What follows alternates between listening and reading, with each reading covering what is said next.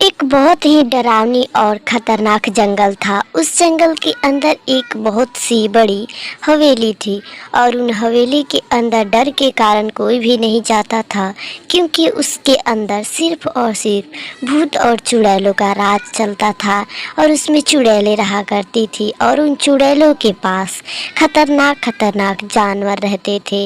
एक दिन की बात है, रात का समय था।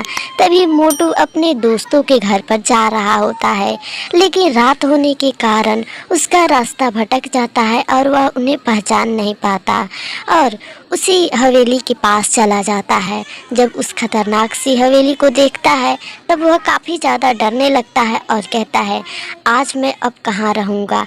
लेकिन उसे रहने के लिए भी कोई जगह नहीं मिलता है।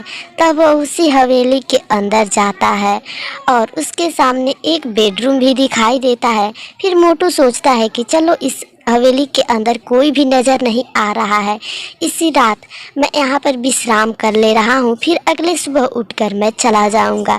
तभी वे दोनों चुड़ैलें वहाँ पर आ जाती हैं और वे सोचती हैं कि चलो एक हम लोगों को एक तो कठपुतलिया बनाने के लिए आदमी मिल गया। फिर उसके ऊपर जादू कर देती हैं ताकि वह उन लोगों के बस में आ जाए।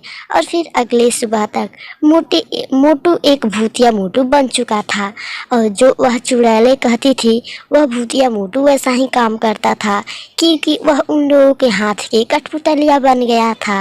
फिर वे चुड़ैलें उससे कहती हैं कि जितने भी तुम्हारे दोस्त होंगे जाओ उन्हें पकड़ कर लाओ। फिर उन चुड़ैलों का बात मानता है मोटू और रात के समय गांव में चला आता है और गांव में आकर घर के दरवाजे पर खड़ा होकर और आवाज़ लगाने लगता है, अरे कौन है इस घर में? हम बेचारे आदमी को प्लीज़ आप लोग आज रात रख लीजिए, मैं अगले सुबह चला जाऊंगा। ऐसे ही करके वह भूतिया मोटू सभी लोगों को उल्लू बना रहा था। उस घर के अंदर पतलू और उसके सारे दोस्त रहते थे और इतनी सी बात कहकर भूतिया मोटू उन लोगों के सामने आ जाता है। भूतिया मोटू उन सभी के ऊपर जादू कर देता है और सीधे उन्हें अपने वश में कर और उसी हवेली के अंदर लेकर चला जाता है। वे देखकर काफ़ी ज़्यादा डर चुके थे। वे चुड़ैलें उनके सामने आती है और कहती है, मोटू ने बिल्कुल वैसा ही किया है जैसा हम लोग कहे थे, चलो अच्छा